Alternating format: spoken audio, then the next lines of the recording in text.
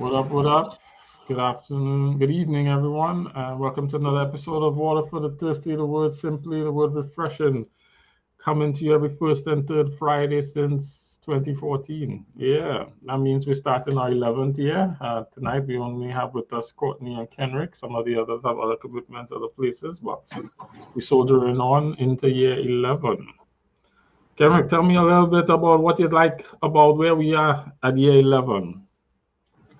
Or what you think about what your experience has been, seeing as you just did a full 10-year bid, considering I'm where you old, started and where you are old now dog. and all I was that. a lot younger, dog. Does it feel like 10 years? It it doesn't feel like 10 years. It feels, um, it's like it's like my marriage to Jewel. We just hit 19 years, Mm. and it doesn't feel like 19 years. Congratulations. I don't, um, I don't remember. I kind of do, um, but I don't remember how life was before Jewel. Mm. and um and I definitely know how life was before this, but it feels like it's always been apart. Does that make sense? I feel it. So it's good. It just is what it is. Like, even just, I mean, it's 2 o'clock in the morning. My kids just walked in, so that's a whole nother conversation. But um I'm up, and they walked in. They were like, "Oh, you got water for the thirsty tonight?" Like, it's just, it's just part of what's been going on. They've grown up with it. Yeah, So because of all that, it just feels like it just feels natural, man. that's what's up. Never wanted to end. If you had to say one thing, the biggest thing you've taken away, your biggest takeaway for 10 years, or your 10-year takeaway, if you had to give one of Oh those, Lord. what would it be? Um, I don't know if they want to hear this one. Um, Are we gonna kick anybody in the privates today? no, we're not gonna kick anybody in the balls tonight. Um, the I think it has been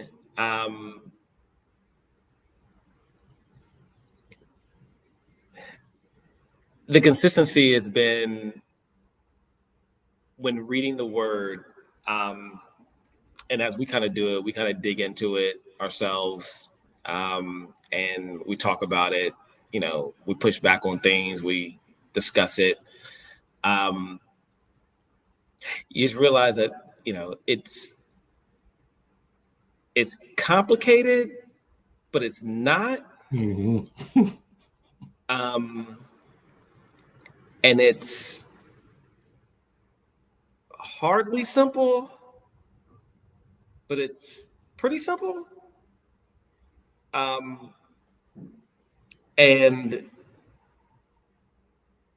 and I'm not sure that what you would get if you are only trying to get word or meat from, like, a church service, or you're only, like, I don't think you can get what you need, Mm. right?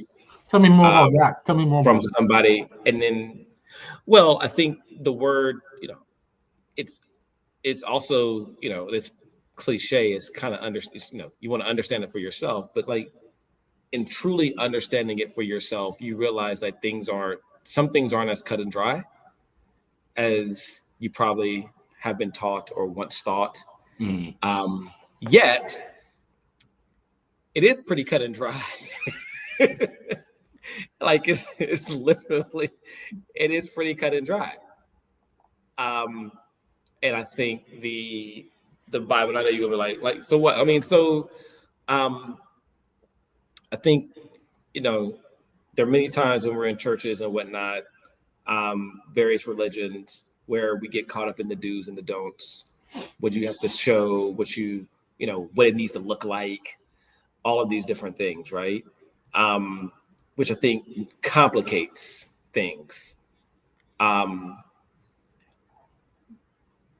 but the Bible makes it simple, right?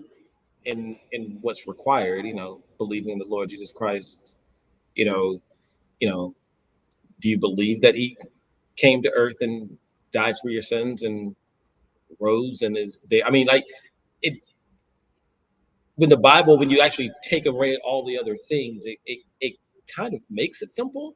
Mm-hmm.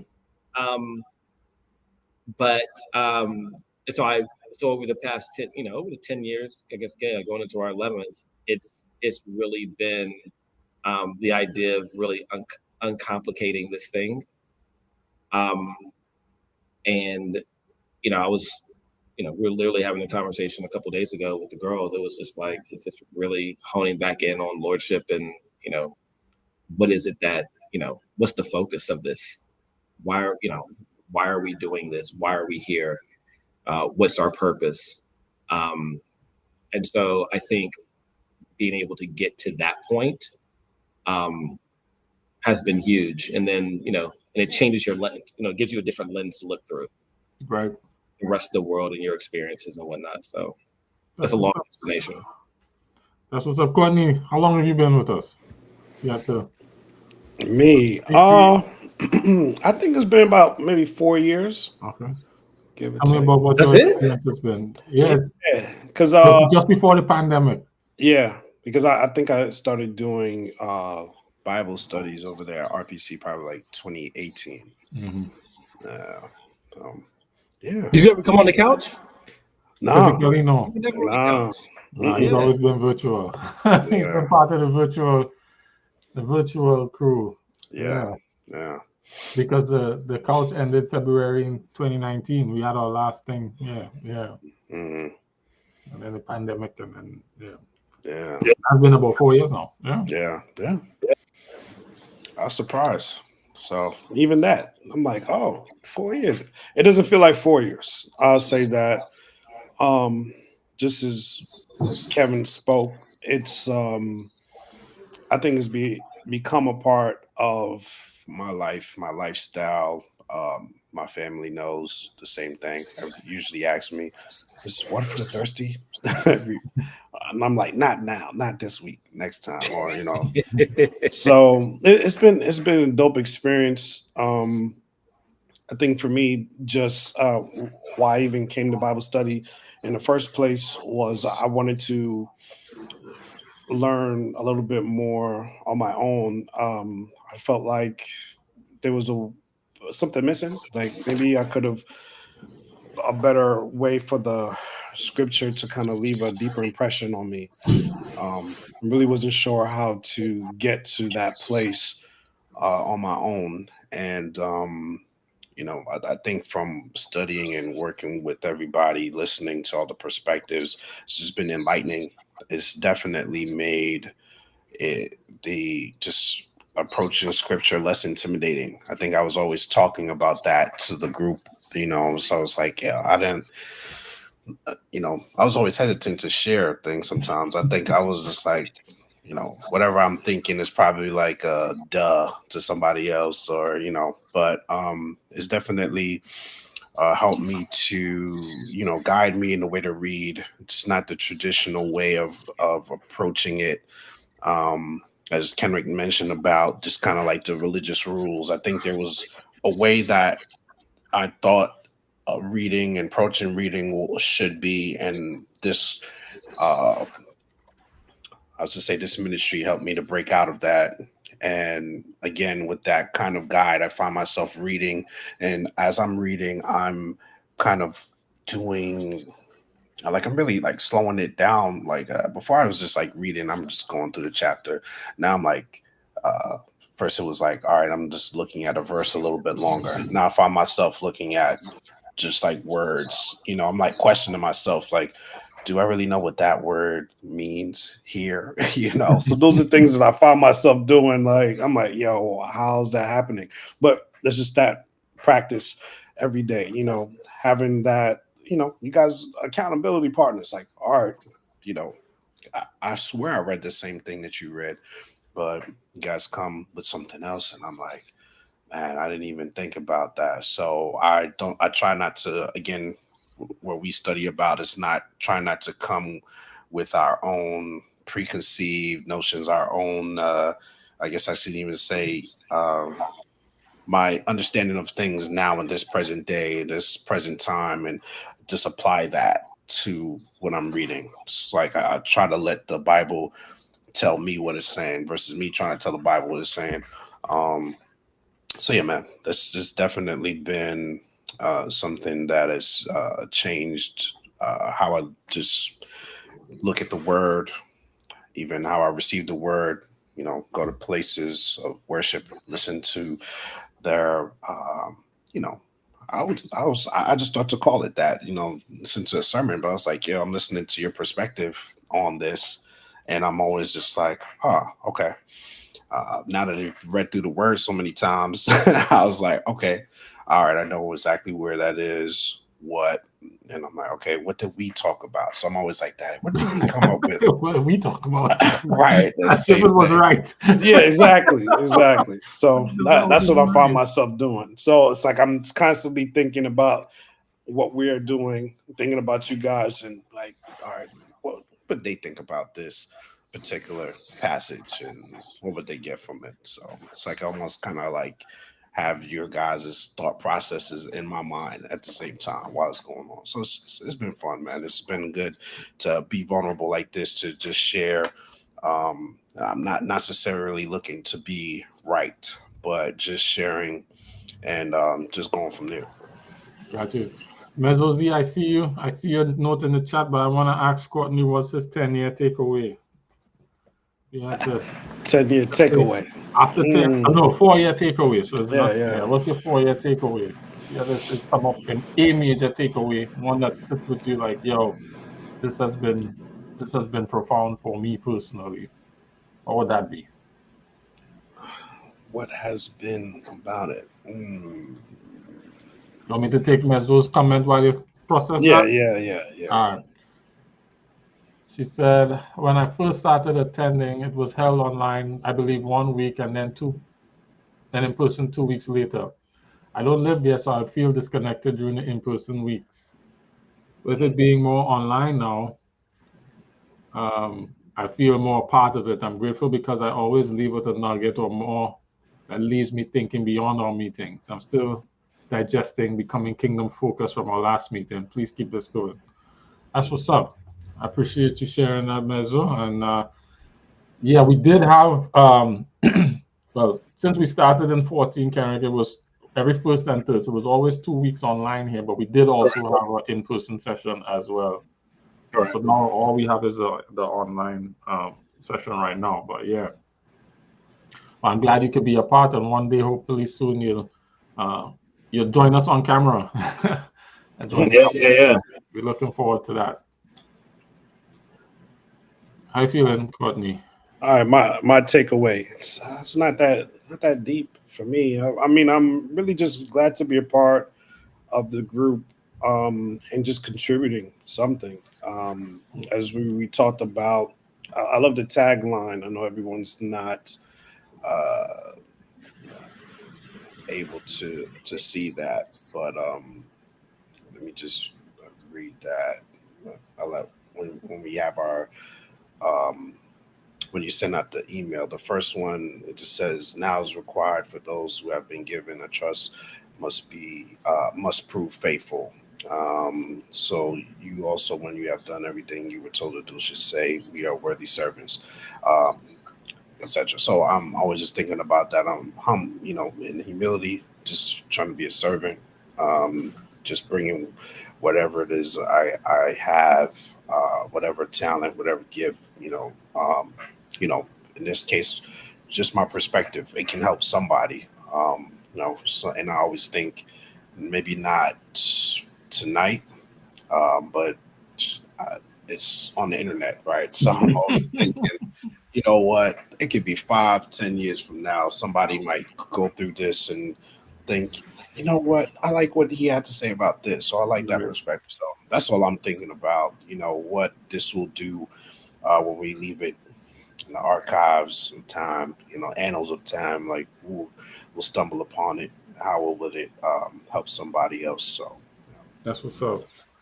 That's what's up. I think my 10-year takeaway is how simple the message is. Like if I had to sum it up, I would say the message of the Bible is I will be your God and you will be my people, and everything else sits around that idea. And every time I go through it, it gets simpler and simpler. As Kendrick say, the application can be a little complex because it doesn't tell you how to deal with every situation. So you have to kind of then pull from here and pull from there and be able to mix and match to apply to any given situation. But like the message, the overall intent is real simple. It's a simple message beginning to end, of God trying to be our God and a lot trying to make us his people. I will say that it's Kenrick's fault that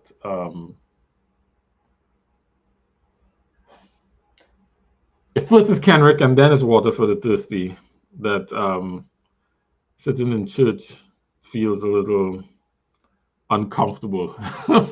No, it's just I used to love going to church and being a Wasn't part sure of the where we were whole going pomp with and this. ceremony, and now I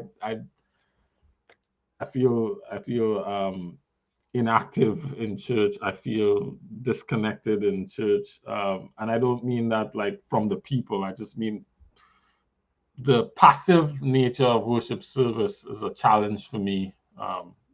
It's a challenge for me and now, and going through this 10 years later, I feel like there's a whole lot of value that people are missing by not being engaged, not in this forum, but in forums like this where you can actively contribute to it. Like I love Sabbath School even more because it brings me closer to that level of engagement and contribution and sharing and exchange and whatnot. I feel like a spectator in church, and the value that I used to get from that I don't anymore. Uh, Although I absolutely recognize the value in gathering, just the way we do it now. I personally struggle with it, and this is not a knock against it. This is just what this type of forum has done to my value of that. Um, so yeah, I will say that. So I look forward to first and third Fridays. I wish. Now I'll say this: while I wish we could do it every week, I'm glad for the breaks. No, I was Glad for the break in the schedule. All right. I was just about to say that because this kind of turns into my community, right? Um, and it's really, I think the 10 years to add on to it is like it also has created a mindset where I think I see so many different opportunities to have conversations like this. And so you have these different communities that are kind of created because of this. Like we were out this evening, and some people we were with at dinner were like, are y'all coming by? And I was like, dude, I gotta take a nap. So I got something at 2 a.m. They're like, what you doing at 2 a.m.? We're like, it's a Bible study. And they're like, what? That's commitment. At 2. But it starts another conversation, right? And then you never know where that's gonna go. And so, what it's allowed in life for me is that just, it allows you to create these different opportunities, these different communities, where you can have, all kinds of different conversations about, and tie it back to the word. So, You know what has excited me, and I'm gonna come to you, Lauren. How you doing? Hope you're feeling better. One thing that has excited me is Z, right? I don't know how many of you know, but Z was on here with us. She was in person, and she was here all the time.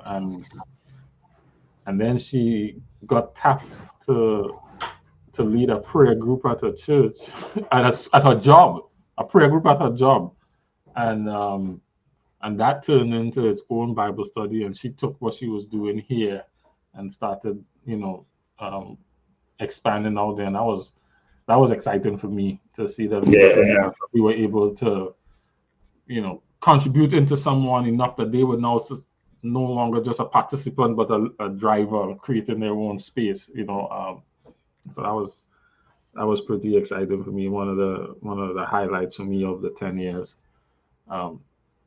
Lauren, we were just reflecting on closing out 10 and going into 11. And how long have you been a participant in this?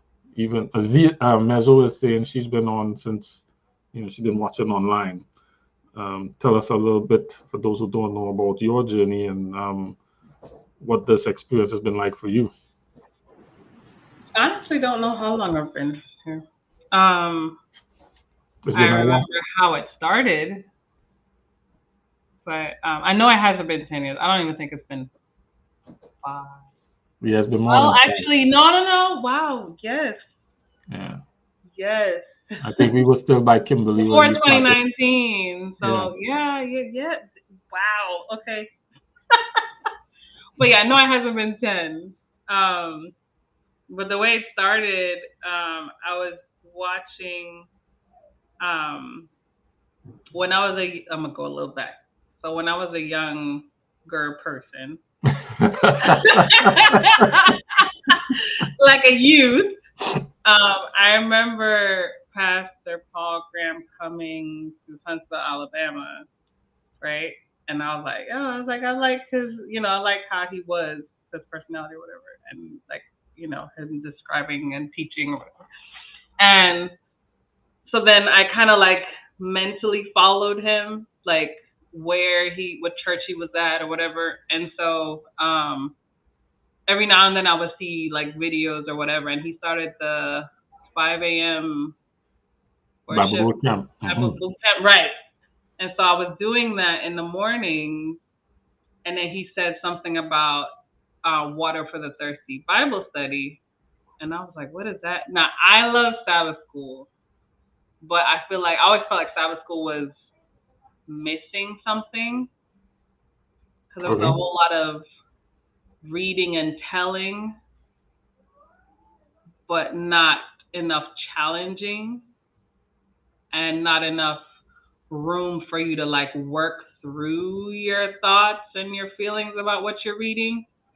Because it was like, okay, we got 15 or 20 minutes. Okay, now we got to go from this. It was just very like that. And I was like, man, I wish there was some space where you could just literally just, and I know there's Bible study, but that other stuff wasn't it either. And so I went, I found the link and I went on it and you guys were like talking and I was like, man, this is so far away from me. I was like, I like this though. And so I found myself like, you guys would be talking and I'm talking like where I was at. And I was like, man, like, and then so I'm trying to type fast enough to put my comments in. And a lot of times it wouldn't make any sense. So you'd be like, I think what she's saying is, I was like, this is frustrating. And then, because by then I finished typing, you guys have shifted to another. I was like, oh my gosh. But anyways, I did enjoy watching it. And I felt part of it even in the messaging process. And then I told myself, I was like, I want to meet them one day. I was like, because I feel like I would enjoy this environment. And that's when I came up with my mom to Maryland, because I literally came just to see y'all. Oh, really? I know, like cool. Weird enough, right? I was like, really cool. Like, I literally came for this, but I was like, what else is happening in Maryland during this time? I was like, and that's when what's his name came, the comedian guy kept on stage. That's when he had come to RPC. And then I met you guys, and I was like, they're what you see. You know what I'm saying? Like the person you see on the video is who they are. And then when COVID happened, and then I was like, wait, so I could be in it? I was like, and then you guys talked to me, and I was like, oh, definitely. I was like, I was thinking that before, but So, but yeah, that's how that happened for me. I really enjoyed it. Kind of like what Kendrick was saying, like, your community, like, in the spirit of transparency, like, I've moved so much that I don't have a church family, right? And then the churches I've gone to, and I know you're supposed to be able to receive regardless of the environment and the context, but that is not my reality. And so I've not for lack of trying, like I genuinely try because I'm a social person and I like being around like-minded people for the, at least people trying to go. We're not perfect, but we're all trying to go in the thing. And so I was having a hard time doing that. And Water for the Thirsty was like my community, like people like-minded, trying to work this thing out, this walk out, and being honest and transparent about the struggles and the issues and those kind of things.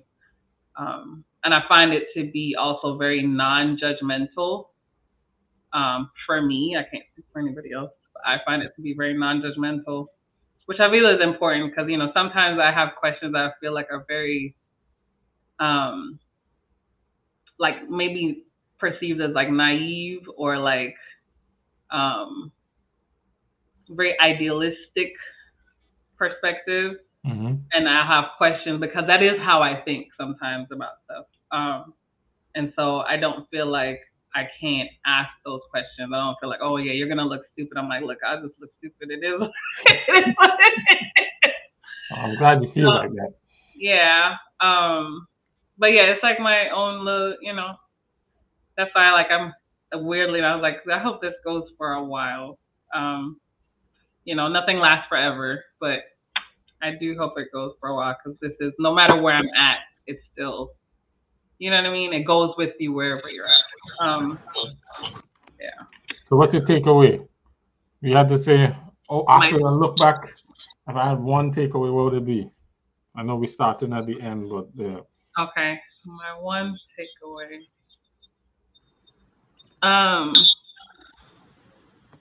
I guess the whole, at least my understanding of the living word, meaning no matter what stage I've been, the word looks different. Like it's still the same, but it's like applicable to where I'm at every time. Like it's just relevant to the moment every time. So back then it took on a certain kind of meaning, and now in a different headspace, it takes on a different kind of meaning. And it's still the same, it's still consistent, but it's just, it meets you where you are. Right.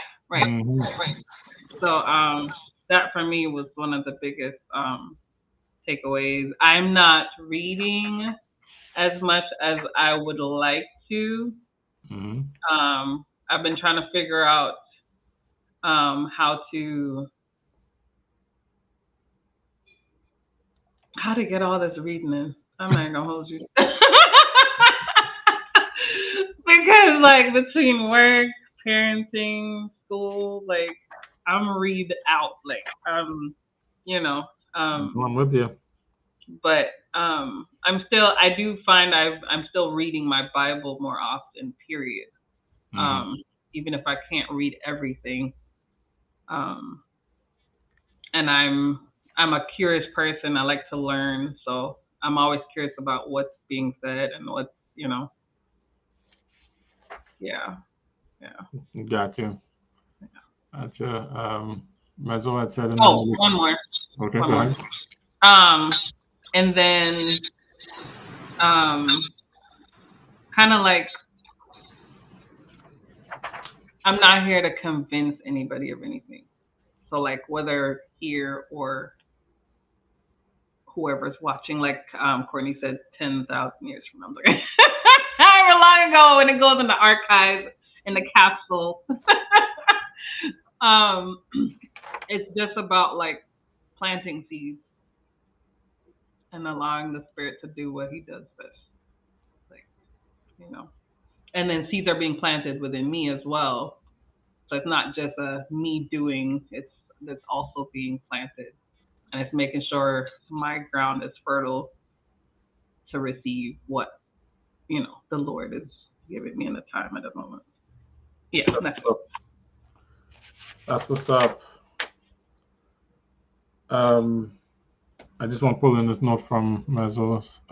She says, as someone who watched RPC for years, whenever you were preaching, you were teaching. I enjoyed that format. Attended online for years. I think Bible teaching is one of your gifts. So thank you so much. Yeah, I love teaching. Facts. I like any pastor that Facts. teaches.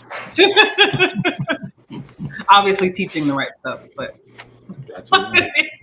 Absolutely, it has to be the right stuff. Yeah, it gotta be right. Man, this has been something. I remember Julian was a little baby in a strap, and now all he knows is water for the thirsty. Sam too. You don't know anything else either. Like every other Friday. Oh, is it water for the thirsty today? So yeah, we get to do that again today. Yeah. Yeah, man, it's been a good run. Can we talk to me?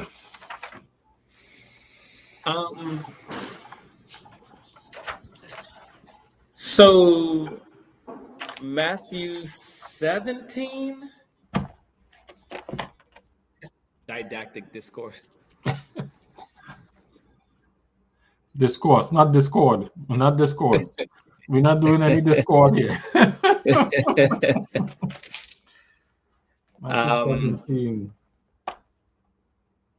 I had so there are a couple things that stood out here.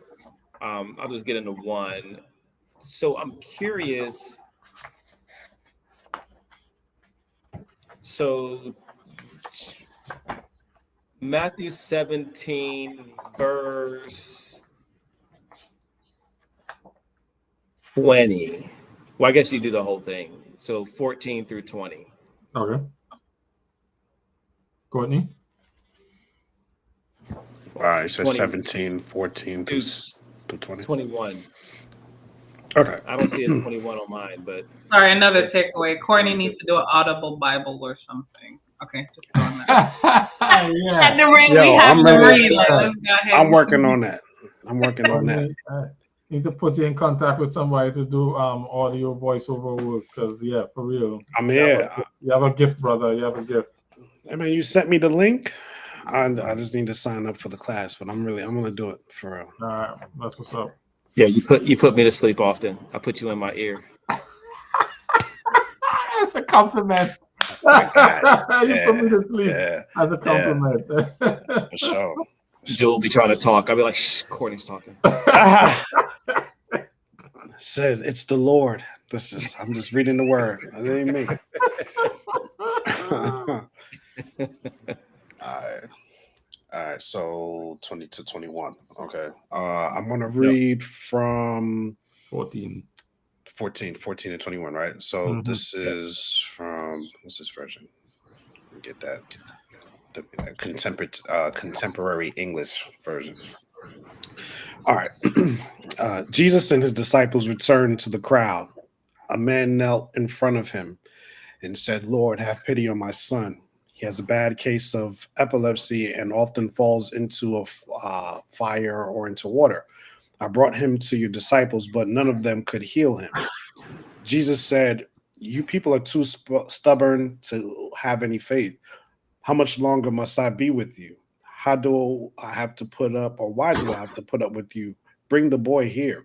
Then Jesus spoke sternly to the demon. It went out of the boy, and right then he was healed. Later, the disciples went to Jesus in private and asked him, "Why couldn't we force out the demon?" Jesus replied, "It is because you don't have enough faith. But I can promise you this. If you had faith no larger than a mustard seed, you could tell this mountain to move from here to there, and it would.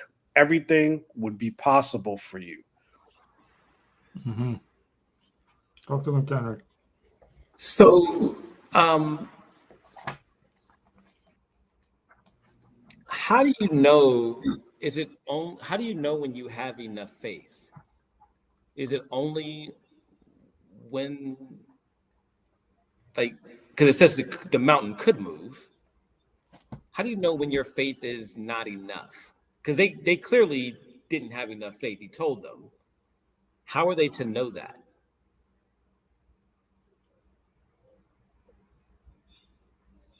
And then what stood out too is when he said, you don't have enough faith if you have the faith the size of a mustard seed. I was like, a mustard seed is small. So you tell me they didn't even have like that? It's like, wow, okay. How do you know when you don't have enough? Wow, that's a good question. I don't know. Can you know? I guess you know when you move a mountain. First of all, you can't just pop in. What's up, Fitz? What's going on, everybody? Hey, hey, hey. Glad to What up, see what y'all. up? Yeah. Yeah, because it's that, and let me see if I can pull it up on my phone because I'm having a hard time pulling up on the thing.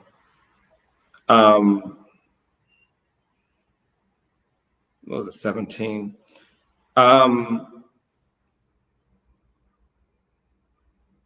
Because that's the one, I think that's the same verse in the Amplified. So in the NLT, it doesn't get into it, but in the Amplified, it gets into it because it says at verse 21, but this kind of demon does not go out except by prayer and fasting. Mm-hmm. So one, how do you know when you don't have enough faith? And then it sounded like even if you had enough faith, this was the wrong match for that one because you actually need to couple that with more with prayer and fasting. Mm-hmm. So I was like, I don't know how do I know? Because it also says if it's based upon the God's will, you could move mountain. Like it was like there's just a lot of conditions here that are I just don't know. No, you're right, and I don't even have a starting point to answer for you tonight. Yeah, you're forcing me to go have to dig into this whole faith thing because, to be fair, I don't. It's shaking my faith in the outcomes thing. Well, my understanding is we don't have faith in the outcomes, and the outcomes are not necessarily a reflection of the faith because there's so many other things that influence outcomes. Correct. Not just your faith or lack of that's driving outcomes, right? Correct. So if outcomes are not the measurement, then what is? And is it outcomes aren't the measurement, but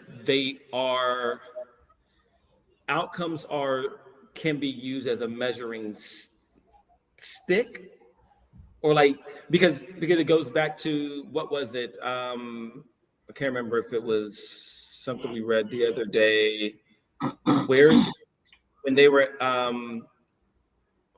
when Jesus got frustrated with them again because talk about the Pharisees, the yeast of the Pharisees, and they still started talking about bread. He was frustrated. It was like, yo, y'all Bama's don't get stop thinking about bread, stop thinking about this. I can I fed thousands before, right? You saw me do it. So the outcome is like, you saw me do this. The outcome was this, right? So you already know what I can do.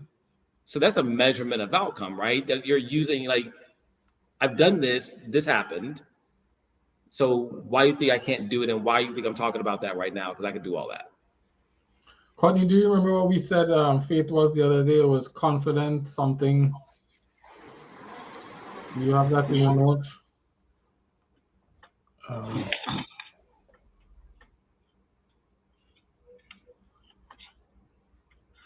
I need to write it down. I thought I did.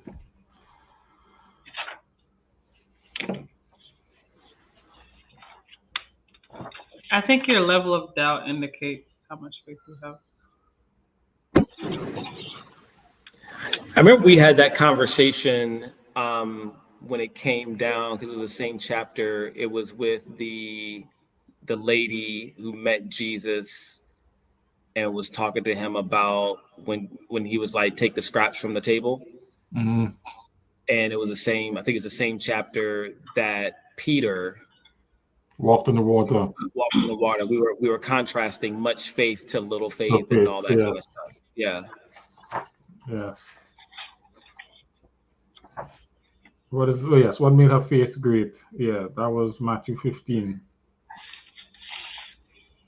I think I asked the question from the other side, Kenrick. What is the evidence of great faith? Yes. So Yeah. What do they reveal about how to size, measure, assess faith, which is kind of what you're asking from the other side. But when we answered the question, what is faith, we had landed on confident. I don't remember what it was. Cody, did you ever write it down? Do you remember what we talked about? That was in March. That sounds familiar. But yeah, March. Okay. That was in March.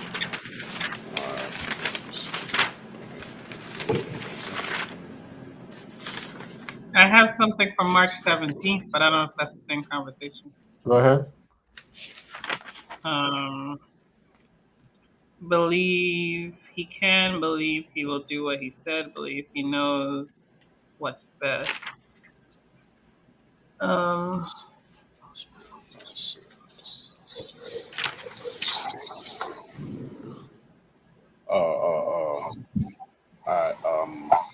My notes say April. Okay, April. April 5th. What did I write? All right. What is faith made of? I think Matthew 14:22 through 31. That was little faith. Mm-hmm. Matthew 15:21 through 28 was great faith. Matthew 8:23 through 27, little faith. Matthew what? Matthew 8:23 through 27.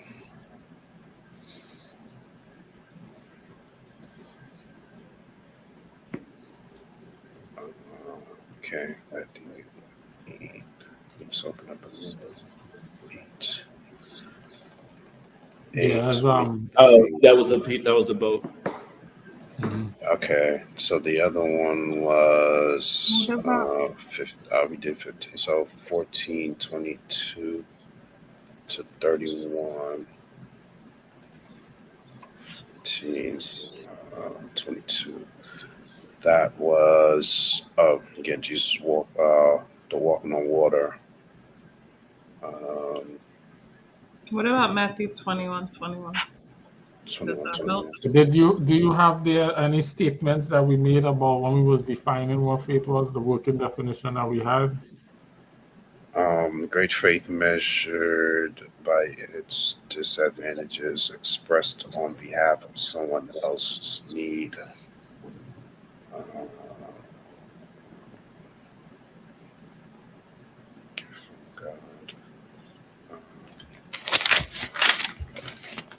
Great faith, give up. True faith is single-mindedly focused on Jesus. Peter shows the weakness of little faith, too eager for signs, too much or too affected by its surroundings. Peter shows us some of the strengths of little faith. True faith will obey the word of Jesus, struggles to come to Jesus, will pray when it's in trouble. You do believe, and if you do believe, why doubt? If faith, why little faith? If you doubt, why believe? And if you believe, why doubt? My chicken scratch notes, y'all. Okay, no worries. I thought because we were using a phrase, it was a confident something. I remember being, and we had leveraged that as a definition. I can't remember what it was, and I didn't write it down because I was sure I would remember it. That happens sometimes. I wrote something. No worries. Because I was figuring if we could pull that back up, we might be able to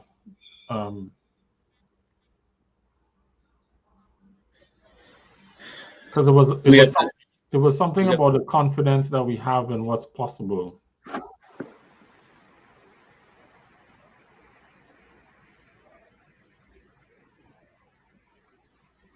Yeah, I think I remember the conversation. I don't remember the wording behind it. But the idea I remember is confidence in what's possible.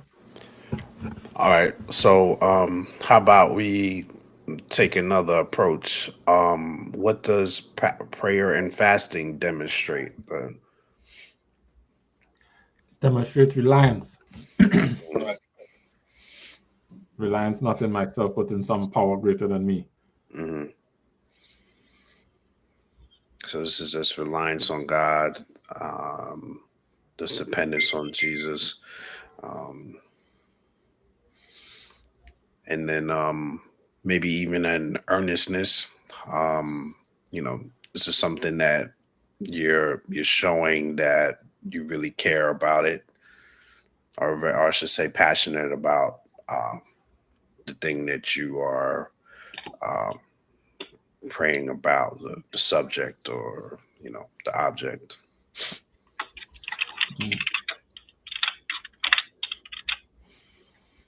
Yeah. So if I'm going back to the definition, the idea of the definition, because I'm reading what the faith pistis means actually in the word pistis, which is faith here. Bible usage: assurance, belief, faith fidelity, persuasion, that is credence, moral conviction, conviction of the truth of anything, belief, conviction or belief respecting a man's relationship with God, divine things.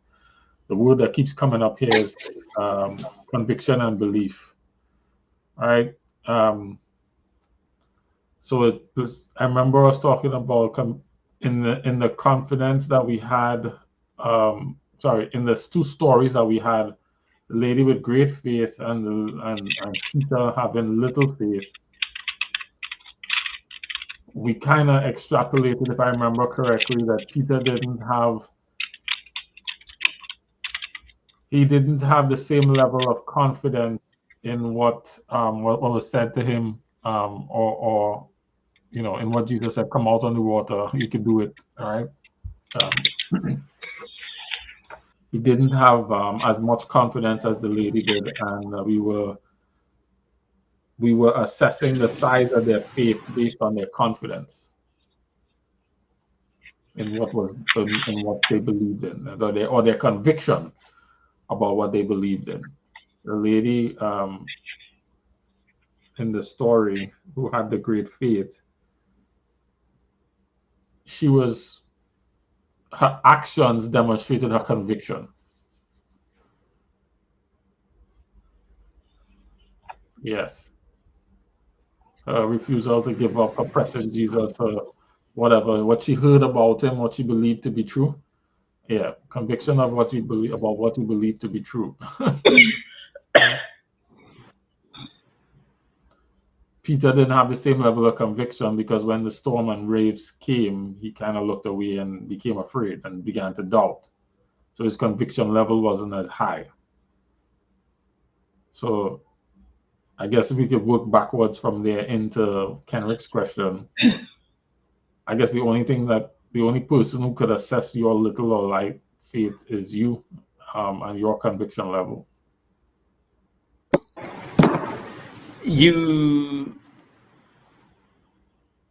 The individual, not others. Others can't necessarily judge that on your behalf.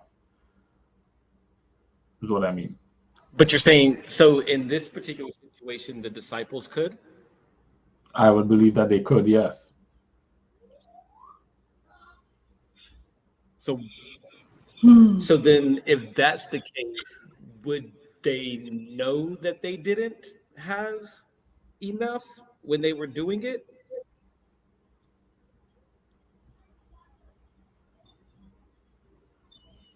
They might have known internally they were scared. So here's the thing. They may have had faith in themselves. which is why Jesus is now adding the prayer and fasting, and the conviction and the faith should be in him, right? And if they do have conviction and faith in him, their prayer and fasting would demonstrate that. They would say, hey, I can't do it in my own power, but he can do it. I'm going to go into prayer and fasting to beseech him. And this is me spitballing But they now. said, my stream is going out. Hold on.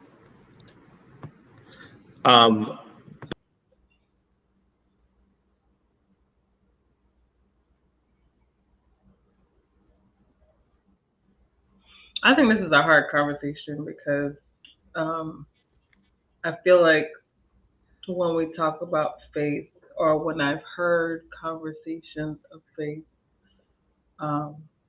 it's usually tied to outcomes in a sense. Like there has to be some outwardly evidence of your faith. And so when people don't see that, they're like, oh, you just don't have enough faith. And it's like, bruh, what are you saying to me right now? Like the faith is faithing right now and there's nothing is happening. Like I'm believing.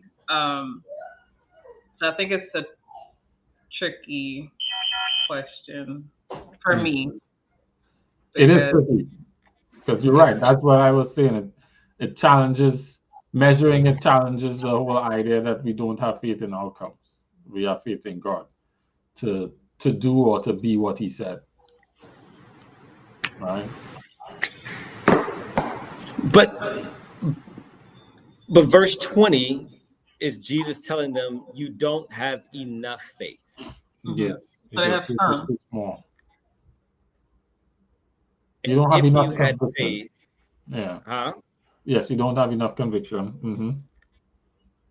If you had enough faith, even as small as a mustard seed, you could say to this mountain, move from here to there, and it would move. Nothing would be impossible. I think the Amplified, what was that? 21? Oh, I'm in the wrong chapter. Hold on. So Yeah, I just don't. Go ahead. So I think there's a caveat here, Kenrick.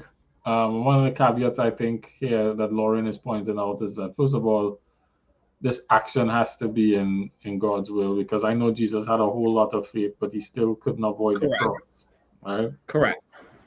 He didn't have enough. It's not that Jesus' faith was small that kept him on the cross. Like, I'm sure Job had a lot of faith and he still ended up with boils and things. Like, it didn't go away. But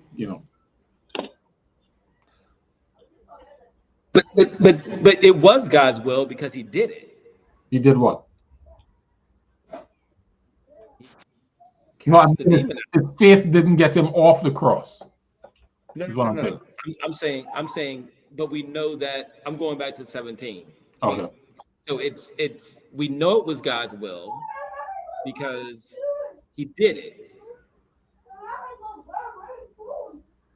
Right? Yes. So we know it was the will of God because he did it. We know that the disciples at that particular time didn't, based upon what Jesus said, didn't have enough faith. Mm-hmm. Right?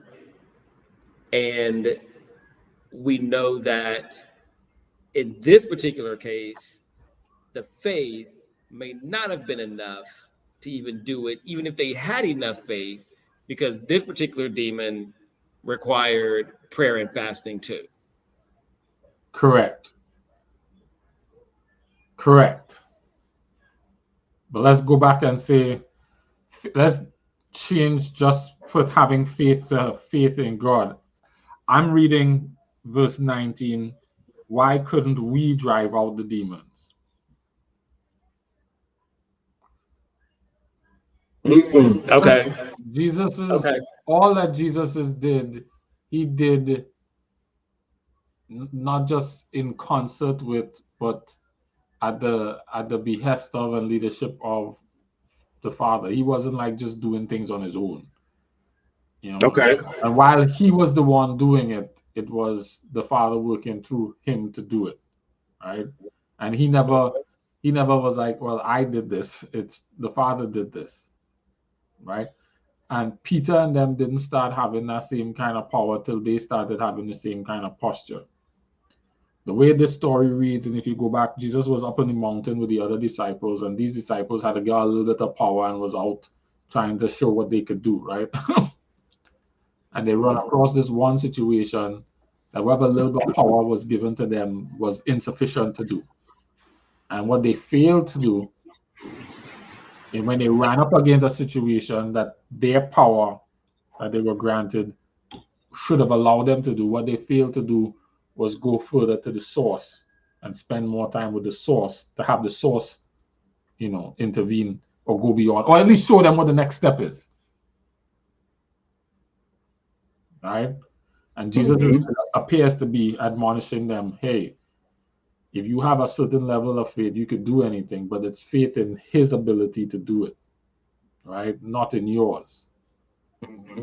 And if your faith is in his ability to do it, when you come upon a situation that you're not making the movement, you would now beseech him for, hey, what's happening with this? Should I even mess with this? Is this within my power to do? Show me what to do, which is prayer and fasting, right? Yeah. The point of prayer and fasting is what you're up to here, Father. Show me what you need from me. You need me to walk away. You're gonna tell me, nah, this is not for you. I'm guessing that faith unlocks him in terms of, just think about what Jesus said. Your faith has made you well. When I realize that you really believe that I have this, I'm gonna go ahead and do it for you. Because all the people that Jesus said your faith made you whole, it wasn't so much that they had the faith and the faith magically healed them, but their demonstration of faith led Jesus to say, hey, I'm a reward and honor that. I received that. That. I'm thinking about David when he stepped to Goliath. Like everything that I'm like browsing through it real quick, but he didn't say anything about himself. He said, today the Lord will conquer you. Like he was like, God's going to do this.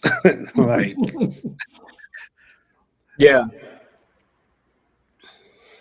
No, I'm with you, and I see I see it now as we're reading it. Yep. Yeah, man. Because they were in their own power, but they didn't do the extra step up. They didn't go, hey, I can't do this, Lord. What's happening? They didn't seek him.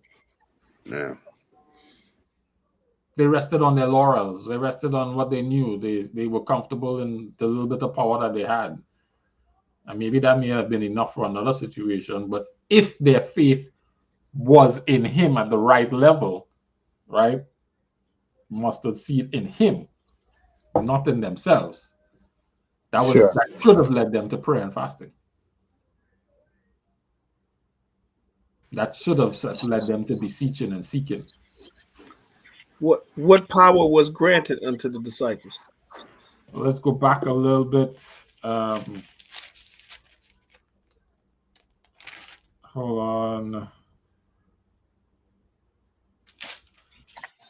It's like probably chapter 10, right? This is That's when he was like chapter 10, first two verses. Yeah, chapter 10. Yep. Jesus called his 12 disciples together and gave them authority to cast out evil spirits and to heal every kind of disease and illness. And there he says, scroll down, verse 5, he sent out the 12 with these instructions. So he sent them out to various towns. 7, 8, 9.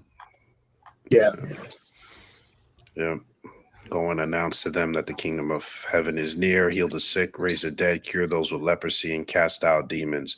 Give as freely as you have received.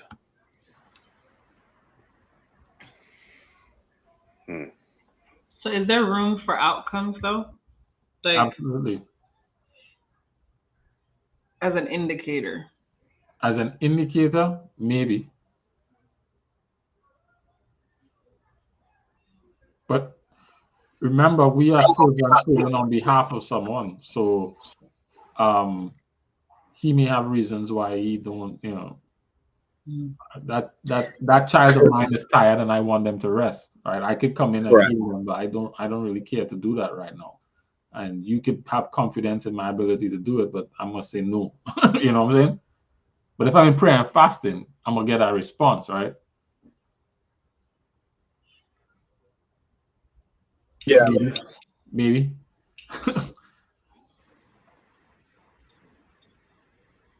No, absolutely. I mean, the condition is if it's God's will, right? So your response is to have faith in Him. I mean, your part of this process is for you to have faith in Him. Your part in the process is also to have prayer and fasting because you don't know which one you're coming up on. But everything has to do with whether or not he wants to do it and is willing to do it. Correct. At that particular time. Just think about the Syrophoenician woman, right? She came hearing that Jesus could do this thing. She believed she did. And so she came to him saying, yo, if anybody could do this, you could do it. I'm begging you, please do it. Right? Yeah. But she was asking a favor. She wasn't demanding. Well, I guess it was a demand. At some point it was. Yeah. But it wasn't I will make my daughter well because I believe she should be well. Right? It's I have so much confidence in you that I'm coming to you and asking that you do it. Correct. Right? Outcome was at the result of him saying, I will do it for you. Correct. And when you think of all the people in the instances where he said, your faith made you whole, it was that granting because it was a reward for the faith, the outcome. The outcome is a reward for faith. But I say this, I've said it like this before, and I realize healing and sickness have the same outcome, to grow faith, right? Because when I reward faith, it grows. But if I don't reward faith, it grows too. Correct.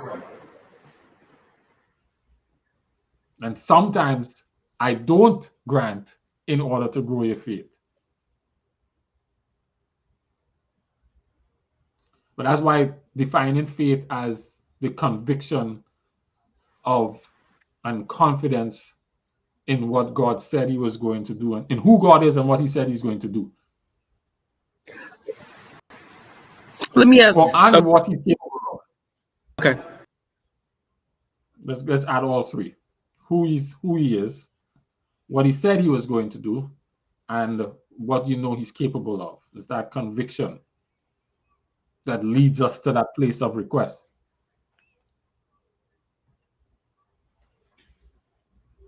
You gonna say something, Kendrick?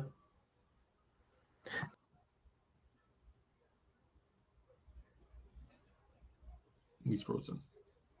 What are you thinking there, Cliff? Why Kendrick is working out his internet? What? I don't know if that's always the same question to ask me sometimes. That's why I asked it. That's exactly why I asked it. What I'm thinking is that here I am, an ordinary person. I'm following who I believe to be the Messiah, or someone who is going to fulfill, the prophecy that I've learned of as a kid. And he comes and he tells me, hey, I'm granting you the power to be able to cast out, heal, and do all these things. And now I go from nothing to being able to do my shuriken or my Naruto, whatever, and I'm coming up on people, and I'm like, you heal. Yes. And this power is coming from somewhere, right? And then all of a sudden, I now start to gain confidence in the power and in myself. And I come up on somebody and go, come on out of the demon. Like, hey, what you talking about? You better get away from me. You're like, wait a minute, hold on.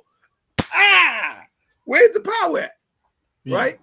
And then Christ comes along and is like, yo, this kind of stuff, it comes along, with prayer and fasting as well. You didn't have enough faith, or you didn't have faith in the right thing. You started to have faith in yourself and in the power instead of faith in the source.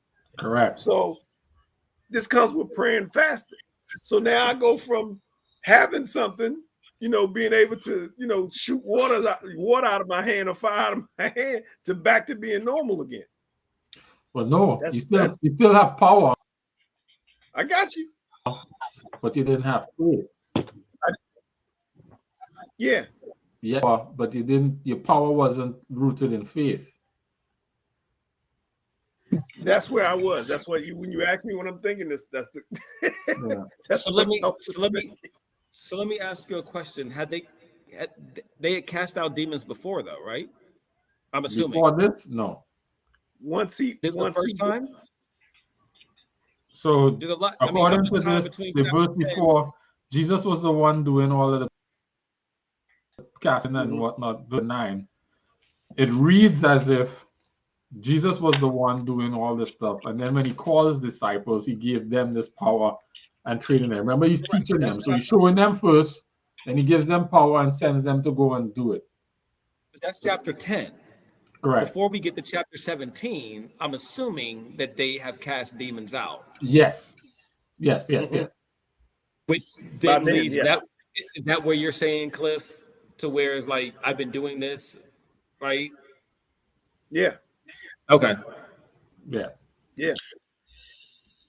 I'm an X. And now I can. I'm an X-Man. That's what my head is. I'm sorry. Yeah. And now you can't because unplug that joint and plug it back in. I only gave you this much power, but the real power is in the faith, not in the ability, right? Or not in the authority, right? The real power is the faith, because the faith is in God's ability. The faith in the authority. Correct.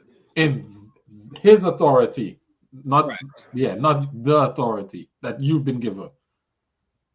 Yeah. So do you have to, if you only need faith the size of a mustard seed, do you need to grow faith, or can you just, mustard seeds are really small? Yeah. So there are a couple of things there. One, yes, mustard seeds are really small. A little can do a lot, but imagine if you had a mango worth of faith. All right. Imagine if you had a watermelon worth of faith. Imagine if you had that much confidence. But what else do I need to move other than a mountain? I don't like, what else, like, why do I want to have anything else moved? Now, here's the other thing, Kendrick. A mustard seed also becomes the biggest tree in the garden when planted and grown. And it bears fruit that creates a whole garden of mustard seeds.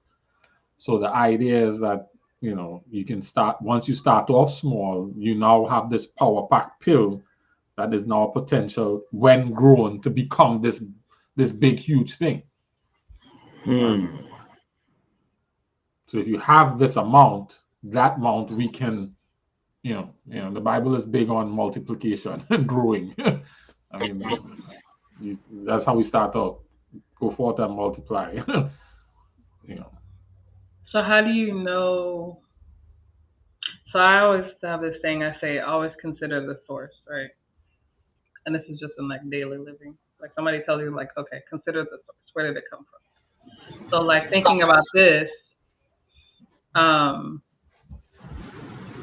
let's say you moved a mustard, or you saw a mustard, we'll use a mountain, just for argument's sake, but think of something more regular. Is it possible for a mountain to move when you have no faith? Like its source is different? I didn't hear the question. Ask it one more time. So like, okay, we'll use the healing since that was the situation. So they couldn't cast out the demon, right? Because the appearance, because I guess it would have to be the appearance of casting out demons or healing or whatever the miraculous thing is, happen, but there be no faith behind it. Or the source that the faith is in is not the right source. Do you see what I'm saying? So we live in a world where there's so many counterfeits. And I do believe some things happen that are out of this unexplainable.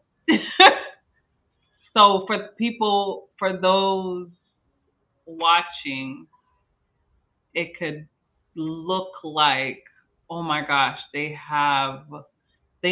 and God gotta be like this because we've seen XYZ.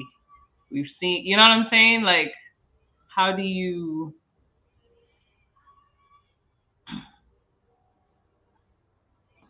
So let's shift the conversation just a little bit and place faith rightly in the structure. And let's go back to, let's step away from this conversation, go to Moses and come back. Okay. Right? Okay. We can establish through Moses going to Pharaoh that certain miraculous things are acts of God or can be acts of God.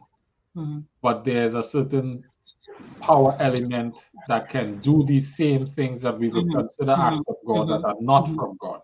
So the question now, what is the role in faith in unlocking the act of God? Right. Right? And what we're talking about with Jesus is these acts of God that are being, I would say, requested by humans and honored by God because of faith. Okay. So I think what you are asking is, how do I know if it's an act of God or not? Not how do I know if it's faith driven or not? So requested by faith and honored by God. Yeah. So once again, I'm talking on like a outside of your, this is not you, this is your observation, right? Like you're looking outwardly. There's a lot that you can't tell. Right, that's what I was saying. Like, you can't tell. You can't tell whether the snake was an act of God or I mean, looking outside, I mean, it's not as easy to tell whether it's an act of God or not. You'd have to have a whole lot of discernment, the spirit leading and speaking to you, all of them kind of things. And I say that because there was a character in Acts called Simon the Sorcerer who was going about doing things and making money. And then he realized he didn't have real power, but he had some power. He had enough power that he had power enough to make money. And he wasn't acting in faith with his power. His power was not coming from a request of God that God was honoring. I guess there's power out there that exists that you could tap into and make use of, and it don't have anything to do with faith. Because Matthew, I think in Matthew we talked about it too earlier in Matthew. Was it 5, 6, 7? I can't remember. But it was about you will say to me, Lord, have we not cast out demons? Have we not done all these things? And he'll look at you and be like, yeah, bro, but I never knew you. So you would, that power exists to Jared's point. And the results, quote unquote, will be there. Right? So you can do that without the faith. Was that again? So you can do those things without faith.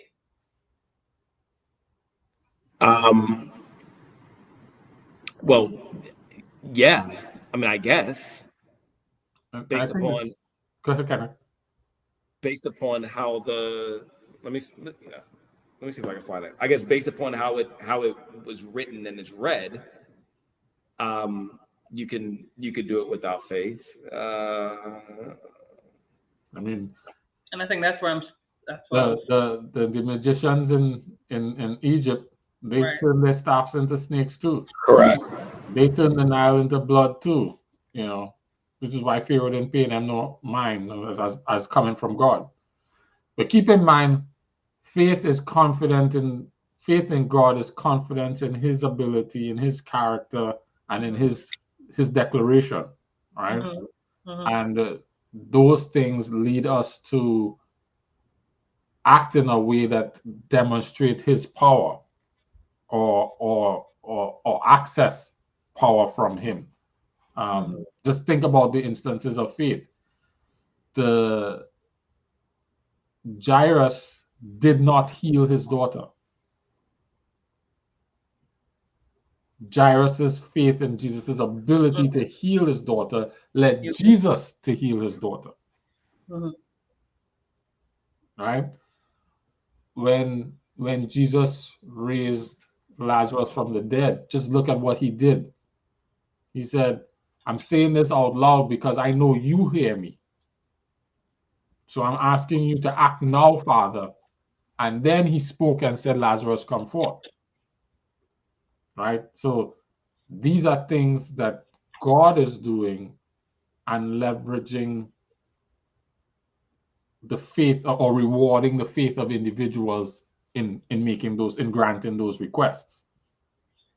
So then a person who makes a request in faith and God does not honor it is not an indicator that they don't have enough faith. In Just some an indicator instances, that it's yes. not His will, it may not be His will. In some instances, yes, that is correct. Yeah, so it's interesting. I think we talked about this a while back. We used these where it was like beware of false prophets and all that kind of stuff. It was Matthew 7:21.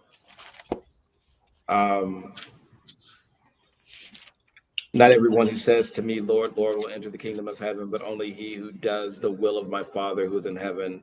Many will say to me on that day, when I judge them, Lord, Lord, have we not prophesied in your name and driven out demons in your name and done many miracles in your name?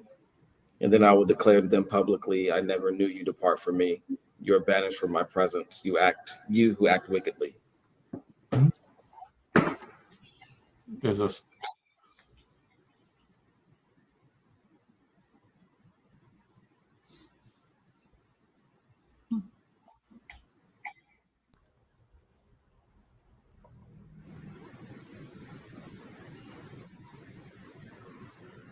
I don't know, I'm struggling with this.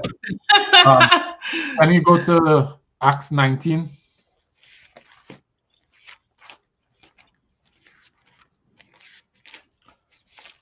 Acts 19. What are you struggling with, Lorraine? Well, because so I'm moving away from looking at other people, right? And even looking at yourself. And you're believing in, I think that's kind of like that thing I mentioned earlier that I wrote from April. You're believing He can, you're believing He'll do what He said, you're believing He knows what's best, and you're believing that I wrote believing wisdom I have wisdom I asked for, I have access to it, right? But we'll just ignore the wisdom part. But you can believe in the authority, you can believe that He can, you can believe He knows best. But then how can you discern if it's a faith issue or a God not wanting? You see what I'm saying? Like, if it's you or Him, is it you or is it me? Like, that kind of thing. Like, So, couple of things. One, conviction. Conviction is revealed in action. Okay. And it's also a thing that you can feel in your heart. You can know when there's a. I'll give you an example. When I was moving to come up to the States, I wasn't sure whether God wanted me to or he wanted me to stay. I was like, yeah, I think he's leading me in direction, but I'm not sure. And I was trying to move as if I was confident, and I was posturing as if I was confident. But in my heart, I was second guessing. There was no peace. I was nervous about it. I was concerned about it. I was praying and asking, and he wasn't sounding like he was saying anything. I went to the bank for a loan before I left, and I went in the bank, and I get a little bit of run around, and I wasn't sure when I left the bank whether God was saying yes or no, and so there was still a measure of anxiety and uncertainty, and there was bravado, and I'm projecting this confidence, but in my head, to me, that I know, there was this a measure of anxiety and confidence, And my mother told me, unless you close up all the doors and the windows, you never know what's going to happen. So we're going back tomorrow. So I go back the next day and I have this meeting with the bank manager, and I'm still sitting there wondering what's going to happen, concerned about the outcome. Just when I pray about it and I say, yo, you know what? No matter which ways this goes, I'm okay with it. Because I know God has best, and whatever he decides, that's what's okay with me. Because, you could BS everybody, including yourself, but you can't BS God. When I said that for real in my spirit, believed it and had that conviction, like within seconds of that, my phone rang. And my partner Dion called and said, boy, I've been trying to call you for 2 weeks. And I finally get through. In that moment when I said, I relaxed. And I'm coming to where Dion lived. He said, partner, when you reach, if you need a space, I have a space for you. By the time that lady went and do whatever she was going to do, not only was I good with it, she said no, but I believed that God was going to say yes. And I was okay with it. And there was a peace that transcended that. There was a confidence. There was a conviction in my spirit that was evidence that I could feel that was not present before. All the time I was praying and fasting and all of that stuff before. So I'm saying that to say, and it happened more than once. There was another time where I was trying to get this job, and I wasn't sure if it was going to come through, and I was anxious about it because I was ready to move out of Circuit City, and we went to choir practice, and one of the people who was in the choir was in the group that I was practicing with.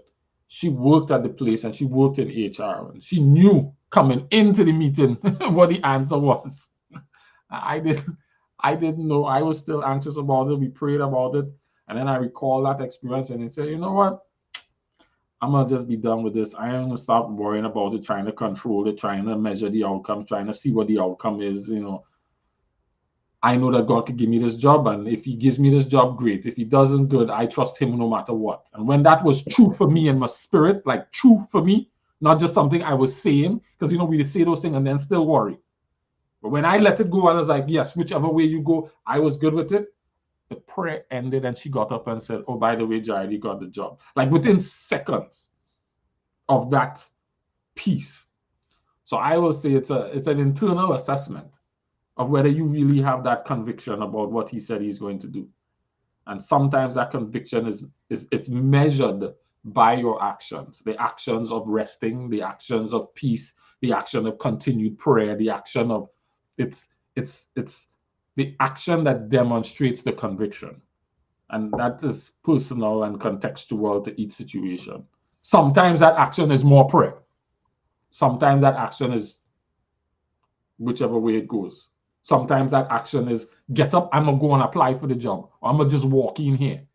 But it's an action that demonstrates that conviction Just like the woman who went and found Jesus, because Jesus was hiding when the woman found him, this Syrophoenician woman.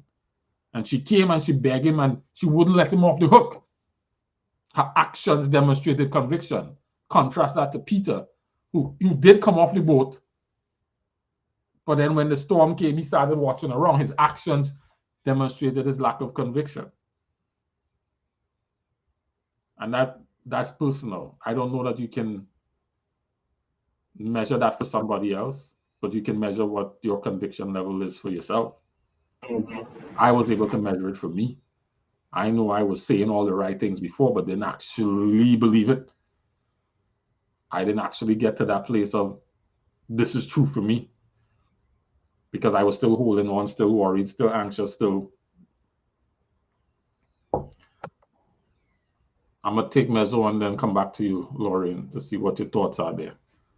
I see it as the fasting and praying, not a begging, but an open up oneself to hear God. The more we do it, the more we become in sync with his praying in his will and open to his answer, which is him doing his will and us being open and yielding to it. The outcome is not of our own power, but his. Absolutely. So yeah, it's less about what we do and more about what he is doing. Yeah, absolutely. Whenever we start framing it and what we are able to do by faith, we're not really thinking about what he is doing and rewarding our faith, because it takes the emphasis off of him and onto us.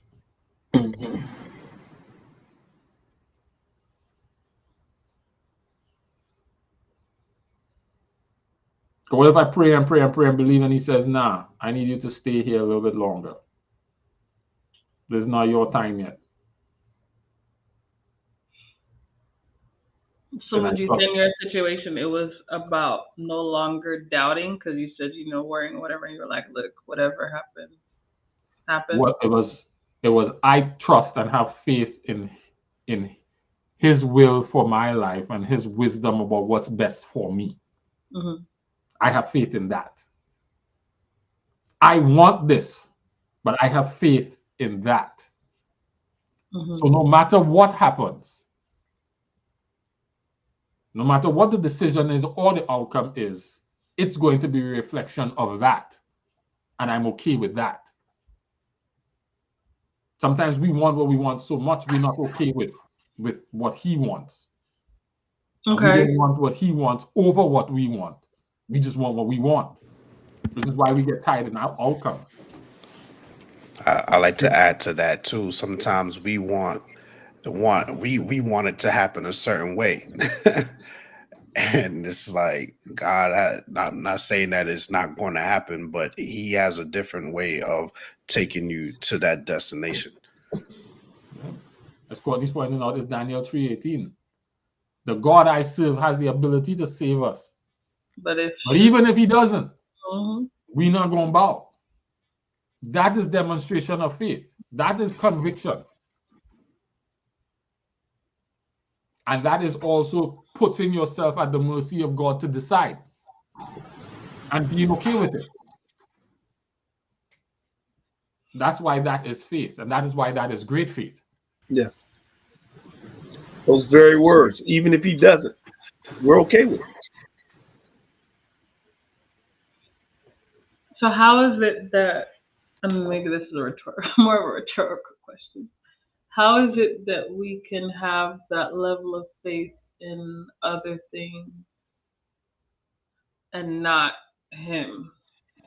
So like there are people who have that level of conviction about things, unwavering, unmovable, but it's not in God, and walk and, live that thing out.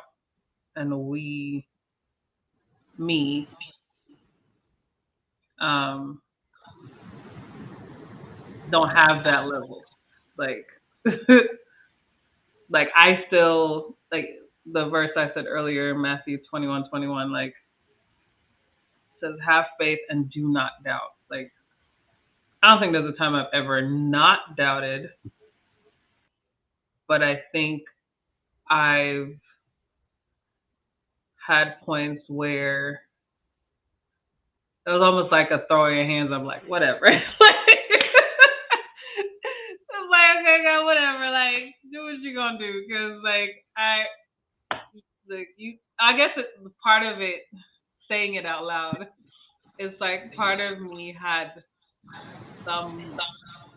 was seeking or trying to have some level of control, and then it's like after like literally warring to get the outcome I'm wanting, it's like, yo, this is exhausting. It's like, yeah, I could do it, but is this the way? Like, is this, it's like, okay, whatever. Like, it's like, I'm tired. Do whatever you want to do. This is too much. This, like, and I mean, and it's weird because it's not a matter of, I've never doubted his intention. I think I've said this before. I've never doubted his intention towards me. I've never doubted his ability. It's more the will he do part. And so like, it's almost like I try to help him to do. It's the help him to do part, like, yeah, Lord, like this is a good thing. Like we got this. And so I like try to like, put my effort into it. And it's like at some point just be like, okay, whatever. Okay. All right. You win. I stop. You take it. Do you think Moses could have faithed his way into the promised land? Faithed his way to the promised land? I think Moses. You said what was the question again, Jared? Moses has faithed his way. I'm creating a word. Faithed his way into the promised land.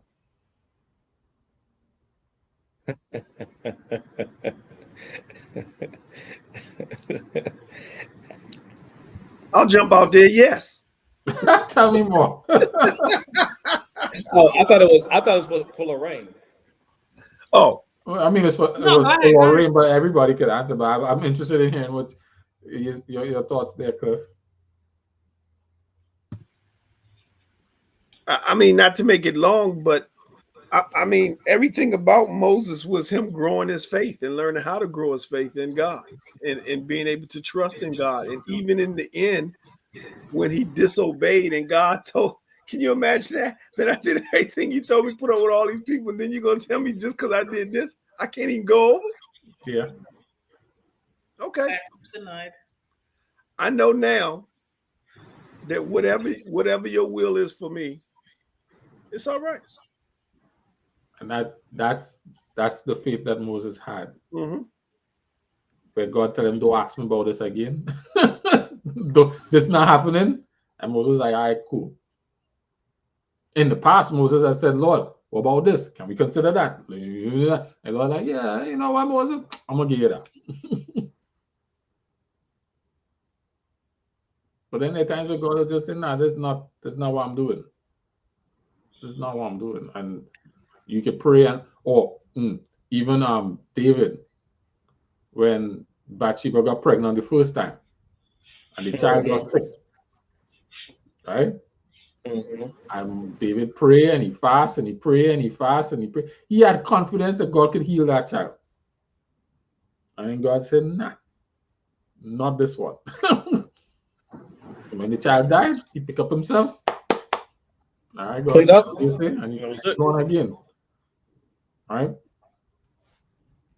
It's the I think a lot of times, as you pointed out, Lorraine, we want the outcome so bad that we start applying these texts to the outcomes. Not to him, not to his ability, not to his will, we apply it to the outcome. And so our faith is in the outcome and not in him. And That's literally what I put in my notes when I read this, not necessarily on my behalf, but on behalf. So I think most of the time the faith we focus on is solely to benefit us. solely on the outcome. Absolutely. And to be fair to the woman, the Syrophoenician woman, she had faith in him, but had a request for the outcome. Her faith was in his ability to give her what she was asking. And she wanted it, and she wouldn't let up. But it was his admiration for her conviction that allowed him to say, because you believe in me so much, I'm gonna do this for you. Because relational. Go ahead, Kenneth. No, go ahead. Finish. I was gonna say, because it's all relational. You know, if I believe that you really trust me, I'm more inclined to do for you. Right?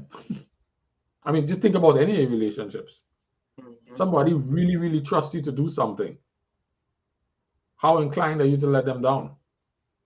How more motivated are you to act on their behalf?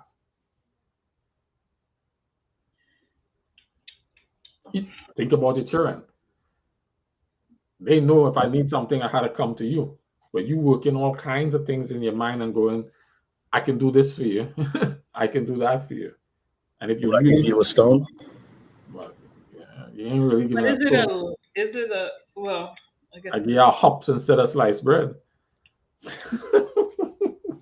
Is it a letdown if like he's got a whole feast versus the bread? Like, you know what I mean? Like, you want bread. Yeah, I didn't give you stone, but I didn't give you the bread either because. Well, think about yourself as a parent. Would your child feel let down? Yes. But are you thinking about your child's best interests? Will they understand it by and by? Maybe. If they don't understand it, does it matter? Nope. Not really. My daughter hates when I tell her, one day you'll understand. She hates that. Oh my God. And so do you. Oh, yes. That's why I laugh. He tells you that. Oh my God. And like I tell my girls, it's not your responsibility to figure this out. That's not your role here. It's my role to make this decision. And I wouldn't want to burden you with this responsibility. So trust me when I'm making this decision. Trust me that how I've decided to do this, I only have your best interest at heart. Even in my fallible state, I only have your best interest at heart.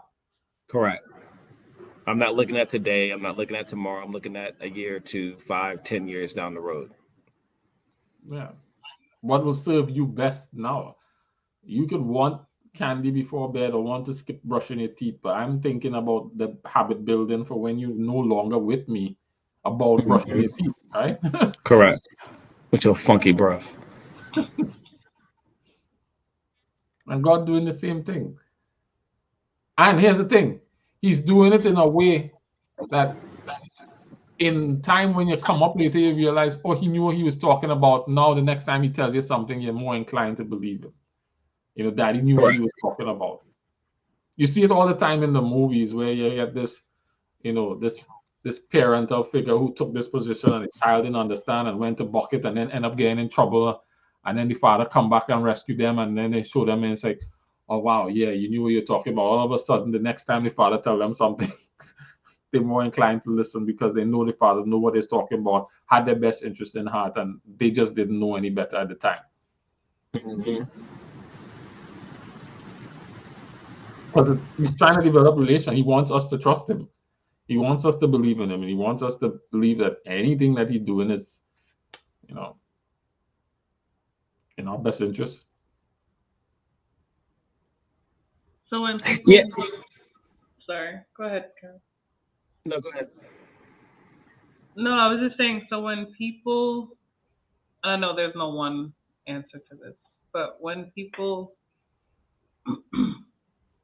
fall away when they believe something and it doesn't happen, is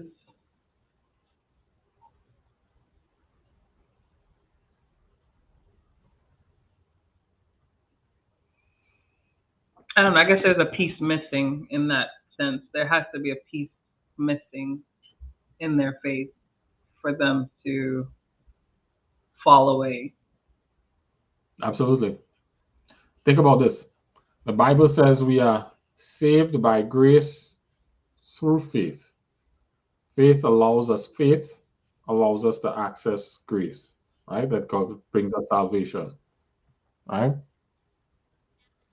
But are rewarded for the things that you do.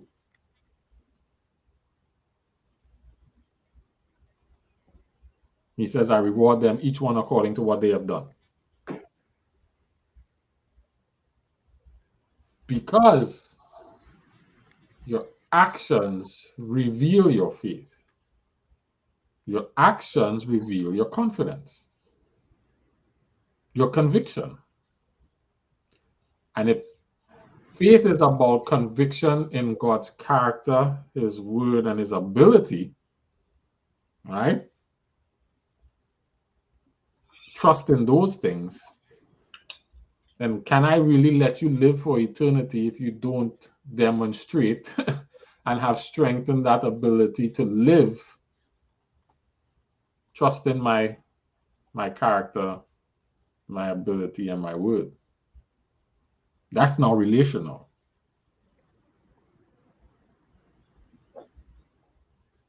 Which is why, Kenrick pointed out a very good verse in Matthew 7. I didn't know you. We didn't have no relationship. So whatever it is you was doing over there didn't have nothing to do with me, even though it was in my name.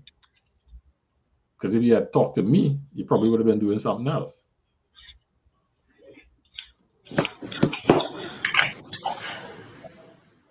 And so faith is really is relational. It's like, do I believe what you say? Just think about Peter on the water. When Jesus said, "Come, it's okay, come," did they really believe? Believed enough. Yeah, but Jesus said his faith was small, and it wasn't even mustard seed small. It was smaller than that. And how did you know? Because of what he did. Mm-hmm. So it makes me think of like I remember doing some kind of it was for one of my classes where they're talking about what is your first response to a problem or like a issue. And it's like there are people who start making plans, there's people who start like seeking information to figure out how to move. And then there's the ones that just panic. And I was like, yeah, I'm a panicker. I ain't even gonna hold you. Like I would panic first. And so like as we're talking about this, I'm like, so when bad stuff happens, I mean I'm less of a panicker, but I would not say I am not a panicker. Moving in that direction, trending. Right. So like when stuff would happen, like my brain would go to like immediately worst case scenario. And so it's like then I'm literally having the somatic like response to like something that's not here, but my brain is already there, and it's like, oh my gosh, like what if blah, blah, blah. And so like now I will still have the same initial response. It just doesn't last as long. It's long. You snap out of it quicker. Right. So it's like, oh my gosh, it's like, okay, wait. wait. It's like, okay, God, like, what are we doing? What do I need to do? It's like I'm telling you how I feel. Like I'm feeling anxious. I feel nervous. I don't like blah blah blah. And I literally like talk it through until like I come out on the other side. Yeah. But usually it would just be panic for like days. Oh gosh. But then I'm like, okay, so that's in those times then I didn't have, and like I said again, I never doubted his intention, but it's like doubting he knows what's best, I guess would have been my Achilles heel, if you will.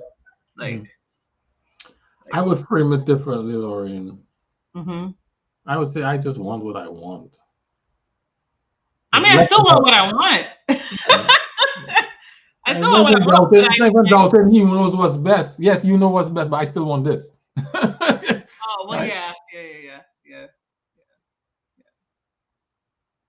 Yeah, I believe he knows what's best, but I still want this. This is what I want. I think a lot of us struggle with admitting that. I'll still tell him, like, I still want this, but, you know, I'm trusting that you you know what you're doing up there. Make this your will. Well, yeah, I have found a couple of those that I have done. What we don't do is, Jesus, yet not thy will, but thine be done. What we don't do is, but even if he doesn't. But that's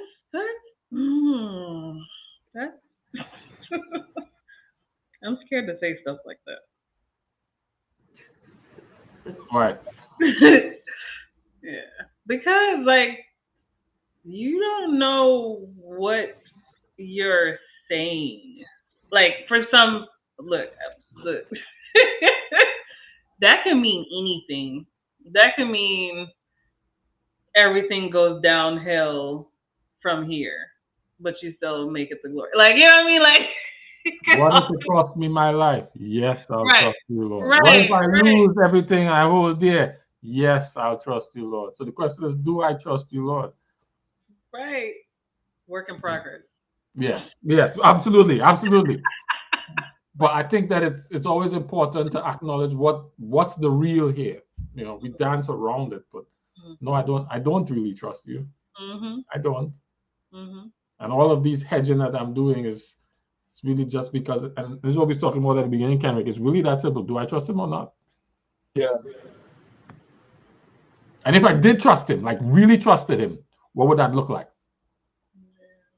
Well, how would I move differently if that trust was real and not just professed? Hey, I got to work on it to find out. We all do. That's what's up, for real. To really trust him in everything, in all aspects of my life. How would that work out? How would that look? What would you have to do? What would look different in your life if you did? I think a whole lot. Because I think I still move a lot of times on my own. You know what I mean? I just think that God looks after babies and fools. And he's like, all right, you haven't gone too far outside of the boundaries that I set for you, but you headed for the fences. So let me go ahead and pull you back over. Right? But I think if I would have completely trusted him in all aspects, I would have to say my life would look completely different.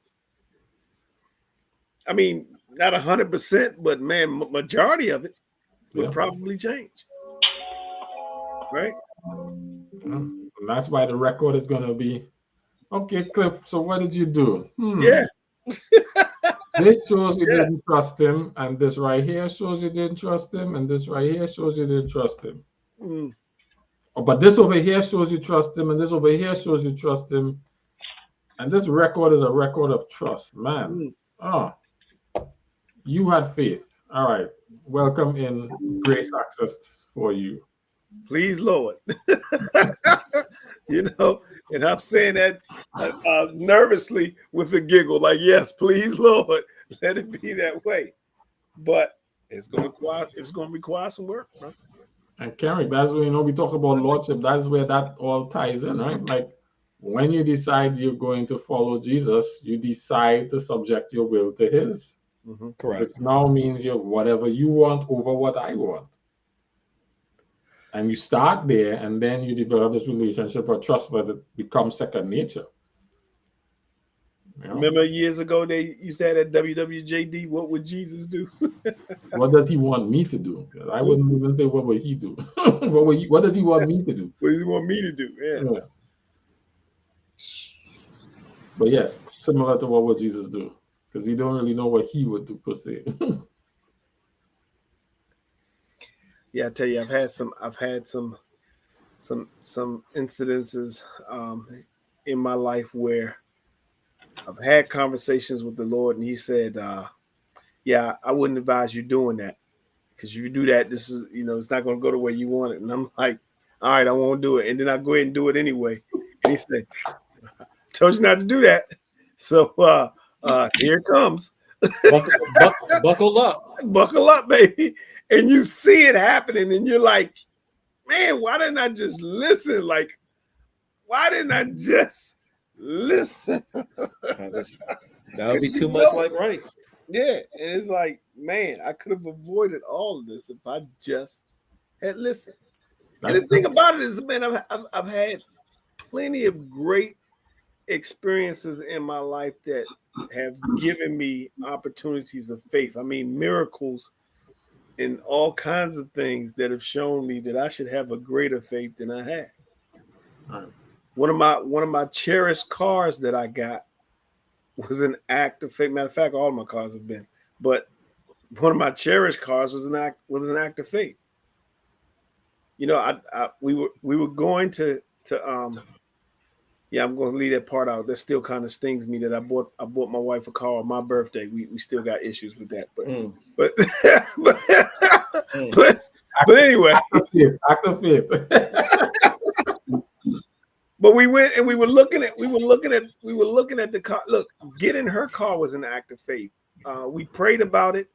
She researched some cars and SUVs. I researched some cars and SUVs, and then we bought them together. And 5 out of the 7 cars that we had were the same. I did my own research. She did her own research, and we came back with 5 out of the 7 cars. We went to see one. While I was there, I saw another car, and I said, Lord, you know what? It's going to be time for me to get a car soon. Can you give me that one right there? You know, won't you make that one happen right now? He was like, not right now. And I was like, all right, I'm going to trust you, but I don't want to wait long. And he was like, give me a couple months. That's what he said. And I did. And I got anxious, and I saw a couple of them, Kenrick, that I really liked. And I was like, yeah, I want that. And he's like, that's not the one. And I was like, but it's there. You wouldn't have brought it across my desk if it wasn't the one. He said, I'm telling you, this is not the one. I said, well, look, I just want to go up there and see it because it ain't that far. I just drive up to Baltimore real quick, you know what I mean, and look at it. And he was like, you're wasting your time because that's not the one. So I was like, all right. But then I said, I'm going to go up there anyway. So I called the people back, and I was on my way, and the guy said, oh, yeah, we sold that one. And the Lord said, see, I told you. It wasn't the one. So when he bought the one across my desk, man, I saw it. I said, this ain't what I asked for. This ain't got none of the stuff that I asked. I mean, it's the model, but man, it's got none of the stuff that I want in it. He was like, this is the one. I was like, I don't even want to go see it. He was like, go see it. So I went up there. I made the arrangements, was going up there to see it after I went out to work. The lady called me back and say, Miss Fitzgerald, listen, got a bit of bad news. You know the car that you're supposed to be coming to see? Yeah. Well, we accidentally loaned it out to some folks to drive home because they bought their car in here. I was like, you did what?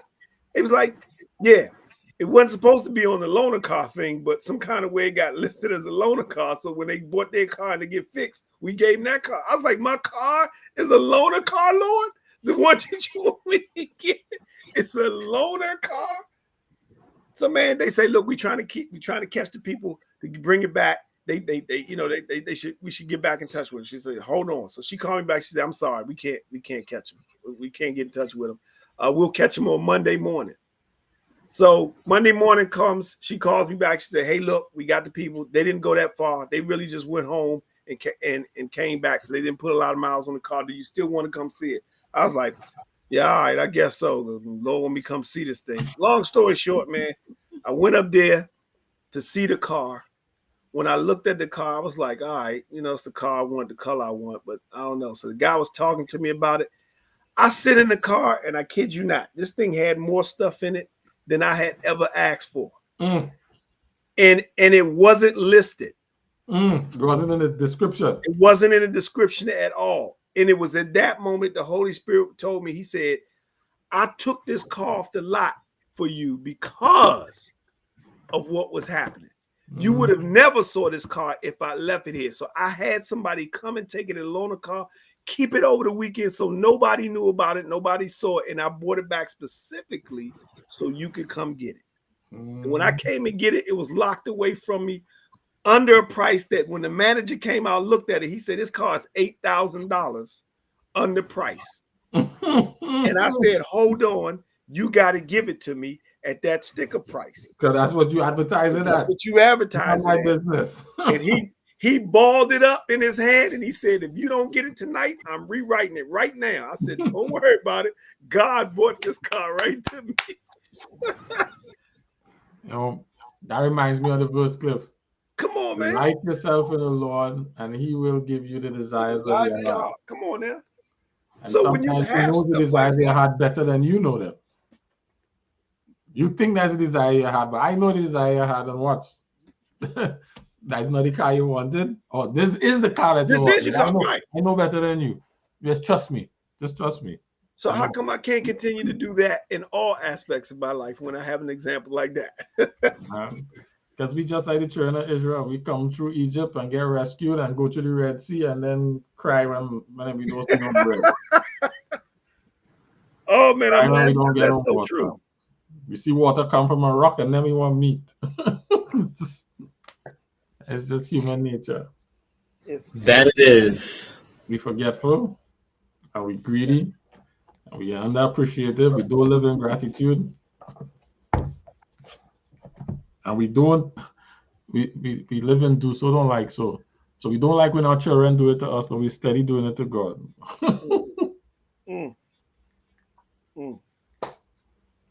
Man, I can't say that.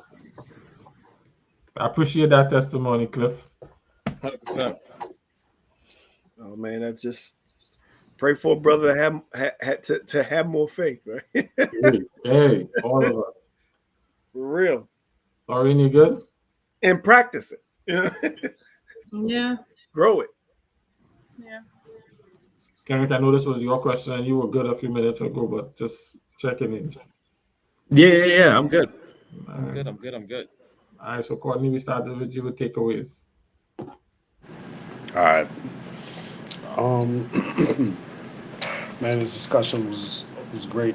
I think that just springing from the question, the thing that's sticking with me is I wrote down is just about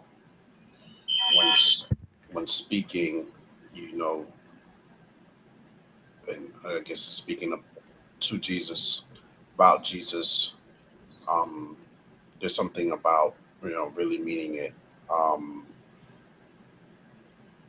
Sometimes things can be spoken very superficially, and there has to be some like passion, some soul, some heart to these words that you're speaking. These prayers, these affirmations, if you really truly believe, and then on top of that, we were talking about those words should be followed up with just confident behavior. I won't say just action, but just behaviors that are reflecting that belief. This is just a great way to think about faith that I didn't before tonight's conversation. That's what's up. How about you, Cliff? My takeaway is going to be somewhat what I pray for, man, and that's Lord, help me to learn the things that you put before me in the years of plenty, before you have to teach it to me in the years of famine. You know what I mean? Mm-hmm. Just help me to get it before it has to be taught to me, and I don't have it. You know what I mean? That's my takeaway. Got it. Laurie?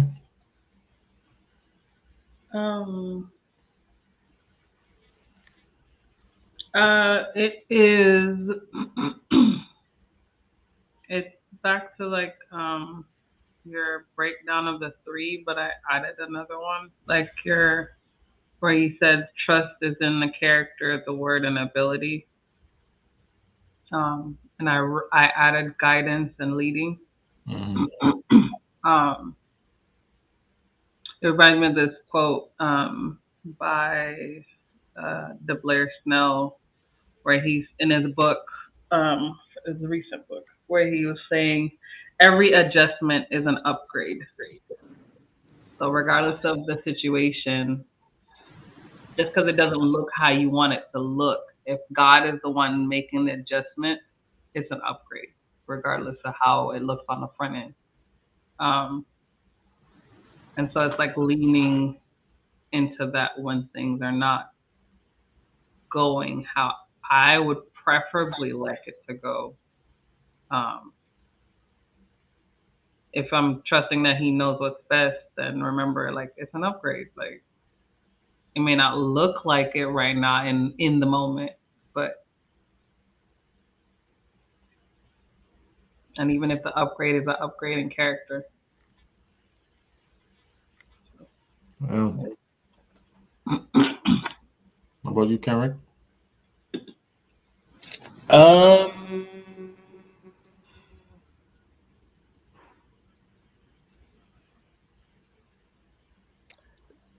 I think it's the conversation we've kind of been having. It's one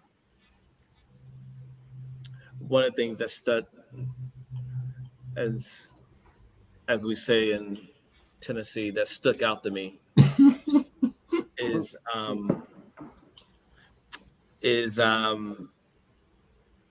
the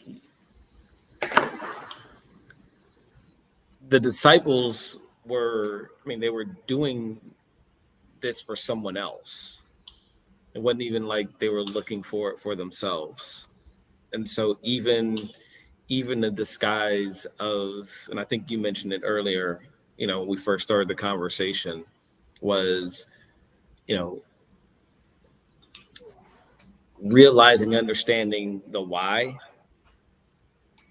right? And in the faith, do you have faith in you? Do you have faith in God? Mm-hmm. What is the faith? What is it about? And sometimes we can disguise it by, this is for somebody else, or we have pure intentions. But as pure as our intentions are, if you don't have faith in God and it's not in the proper authority in Him, then it means nothing. Mm-hmm.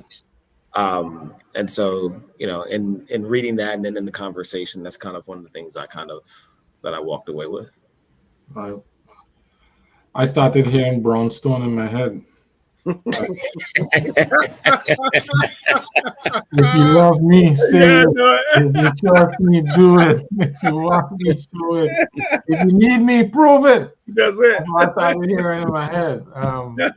No, Joel. Stop, Joel. These days. And that's my takeaway, brownstone.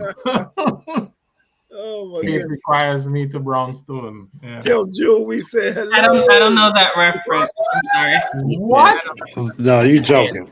You joking. You don't know that tune by Brownstone? Oh my goodness, I'm gonna hit you with it. Yes, I do. No one's Hi guys. What Hey. I'm gonna hit you with that. The girl, the big mouth girl with the short hair in the video. Yeah. First of all, the fact that you said the big mouth girl is Yeah. wild. Because I know exactly. Because I know exactly who you're talking about. Right. Yeah, it was a girls group that Michael Jackson's little label put out for a short time when he had a label. I think that was Michael Jackson's label. Yeah, they came out under Michael Jackson's MJG Music. Yeah. But I think it was that and a group of his nephews that were on that label. They were nice for like 25 seconds. Correct. They had two big hits. No, they had some. And another one. Yeah. 3 actually, but yeah. I'm gonna hit you. I'm gonna hit you after Lauren. The album is still a classic. Okay. Yeah, it's still a classic. It was a good album. It was good music. Yeah. Okay. Let me This just- 90s trivia, y'all. Where was Usher at 7 o'clock? Oh my goodness. Yeah. Yeah, but that's my takeaway. Brownstone. Okay, cool. I didn't see any takeaways come through the chat just yet, so we'll go ahead and pray, and if they come in, we'll include them. Lauren, you want to pray for us, Cruz? Mm-hmm. The question was, do you want to? And I get to no, I don't really want to. That's okay. No, I already told y'all my thing, but I can. Okay. All right. Lord, thank you for today. Thank you for watching over us and bringing us safely to Water for the Thirsty. Thank you for your guidance and your love and your care and concern for us. Thank you for this time that we were able to talk and learn and read your word, Lord. I pray that what needs to stick sticks, Lord, and I pray that it is planted and rooted and grounded in our hearts for when we need it, whenever we need it. Thank you for your guidance for the future and being with us throughout the rest of the week until we meet again in 3 weeks, I believe. And continue to help us to grow in our wisdom and understanding of you and what you want from us. In Jesus' name, I do pray. Amen. Amen. I mean. I got a takeaway from Mezzo Z. Says, reflecting on the times I exercised faith in my life, I see what God did for me every time. I hesitate to exercise it at times, not wanting what He will do, that I do not feel ready for. Yes, that is blocking my own blessings. I plan to work on putting things in His hands more and releasing the reins. Amen, amen, amen. Thank you for that. And with that, year 11 is in the books and kicked off formally. We will meet again on September 6th, which is, Lauren said, 3 weeks from now, because August has 5 Fridays. So we're going to be off for 2 weeks. Make good use of that time. And looking forward to chopping it up with you about all the stuff that we're going to cover then, because that's going to be Hebrews and it's gonna Hebrews be and James. Matthew, Hebrews, James, Isaiah, Psalms. We're still in Kenrick's favorite book.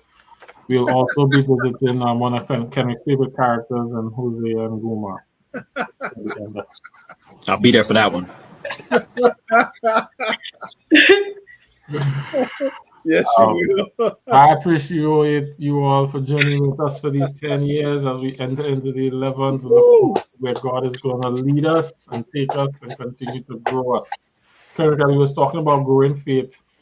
2 things came to mind. One, growing faith is his priority, and I say that because maturity is what he's all about. He's all about maturing things and growing things into their fullness, into their, so the mustard seed grows into a tree and babies grow into full-grown men, and maturity is what he's all about, and he's maturing our faith because that's where the basis of our relationships going into eternity is going to be, on a mature faith, because a mature faith is a sign of a mature relationship. So growth and maturity is the objective, and all that he does is facilitating growth and maturity. So I think that makes it, as we said, simple but complex.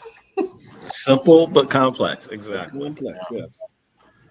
All right, but until the next time, guys, drink up, drink deeply, and see you on September 6th. Yes. Till the next time. Peace. Peace.